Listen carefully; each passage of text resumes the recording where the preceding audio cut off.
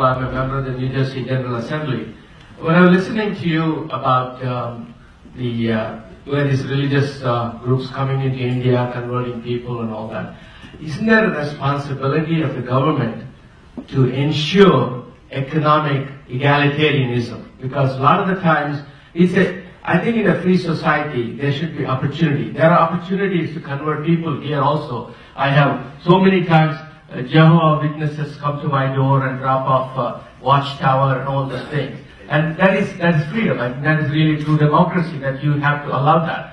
But what has happened is that if I am poor, if I am not able to make my ends meet, I don't have the education, I don't have the future, I don't have the hope to succeed, I am looking for people who are willing to provide that. If a Christian missionary comes and does that, or Islamic the religious people come and convert me, I mean, there is an obligation for the government to make sure all the people are provided the opportunity, irrespective of their race, religion, because that is what a secular society is all about. I think the government has failed in providing opportunities for these poor people, and so they are looking for ways to just to survive. I think I disagree with your view on that. Maybe you can answer what is the role of government, why it's not doing the economic egalitarianism, and after that is racial egalitarianism. Sure. I think the question of freedom, freedom also should have moral responsibilities. We don't have unlimited freedom. The businesses don't have unlimited freedom. They can't do false advertising. If they do false advertising and make a claim for their product which is false, they can get sued. But if I go there and make a claim that your religion will take you to hell, I can't really prove it, I can't really substantiate it, and my religion will give you salvation, I can't really, it's false advertising, I can't really substantiate it, but I can get away with it because it's religion. So if you want to apply the model of free marketing, then you should also apply the model of responsibility. You can take your competitor to task in the business model if he's doing unfair competition by slandering you, but can you take the competing religion to task because he's slandering you? So if you want freedom, so the first point is, if you want a level playing field and a free market in religion, then you should also have religious accountability to the same standard as corporate accountability for them to get that same privilege. And that requires also disclosure, transparency of disclosure, just like the corporate people have. Where does the money come from? What do you do with it? Are you ethical? Are you unethical in the way you're practicing? So this is as far as freedom is concerned. Second point is that basically what you're saying is, the very common argument, that if there are poor people, then I should be able to exploit them because I'm free, I'm making an offer, and they don't have to accept the offer. But that's how you can also get people roped into drugs, you can get people roped into slavery, you can get people roped into prostitution, and you can say this is free market, and I'm making this offer, and they are not I'm not forcing it on them, but they're accepting it because they're too poor, and it's the government's fault for not giving them enough economic opportunity, so I can victimize them. So I feel that unfair exploitation by first world churches in the third world, using their poverty against them, is immoral. And another point is, you can blame it on those governments for having poverty, but they have a colonial history. They are already at 5, 6, 8, 9% GDP. It's probably the fastest they can grow. And even growing at this rate will probably take them 100 years to get out of poverty. So it is not like they started like the first world. The first world captured and conquered a large amount of land. I mean, the church went around North, South America, took over all this land, and you know what the history of that is. And the reason they have all this money is not because it rained from the sky, but because they were into radical, violent evangelism, and they took over so much land. So for them to say, okay, now we are rich, and so you guys are poor, and so, we can prey on you, is not morally right. A few facts I will give you. In India, the largest owner of real estate after the government is the church.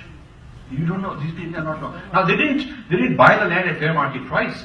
A lot of it was British entitlement. During the British times, they gave a whole lot of land grants to the churches, where you see the churches built in premium land, and the cemeteries in premium land, the church schools are in premium land. They did not buy it at fair market price. They were given that. So if you want fairness And if you're saying that they got more money, so they should be allowed to do all this, well, where did they get this money from? Did they really get it by equitable, fair, honest means, or did they plunder it? And did they get it from colonial governments? And the answer is yes, yes, and yes.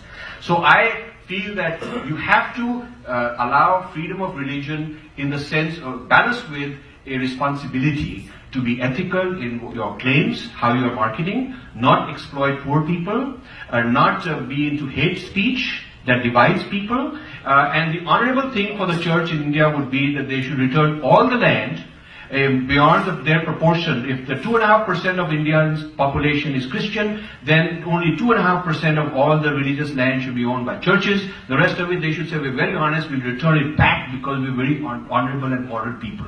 If they're not willing to do that, then this business that, oh, you know, we believe in freedom, and since you're poor, your government cannot solve your problem, therefore I have a right to ram through this and do by whatever crook I can, is actually a big it's very immoral and also against the principles of Christianity, as I understand Christianity. May I add one thing? In India, the conversion activities are not done by Indian Christians. Most of the established churches, say the Syrian church and so on, they don't do any conversion activities at all. In fact, they even make statements to say that this is wrong. But it's really the foreign funded. And very often people who are in trouble with the law here. There was a massive rally for conversion conducted by a man called Benny Hinn. And he's in trouble with the law here. But the government of the day provided him the Indian Air Force ground because he had mobilized 1 million people to attend his congregation. And there he had 12 people climb on the stage, one paralytic, one cancer, one blind, etc. And he put his hand on each one of them and all got cured. And later on, the Bangalore police, where it was held, revealed that these 12 were actually brought from Tamil Nadu and they were given training on how to behave like a cancer patient and how to behave like a blind, etc.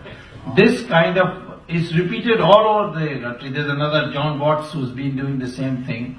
So invariably we find that the conversion activities at the wholesale level is carried out on the basis of foreign money and by foreign missionaries and not by the Indian Christian churches. One other point to this, if Christianity, by converting people over in the poor country, can solve their problems, they should first solve them in Africa where they already converted them, in Latin America where they already converted them, in Mexico and all these places. Philippines is an Asian country which is mostly Christian. They should demonstrate that their solution works before they export it further. They should take their solution to downtown Trenton, where it's mostly Christian people, but they're very poor. You cannot, if the physician is himself taking that medicine and is sick, he's got really no right to go on selling it to other people.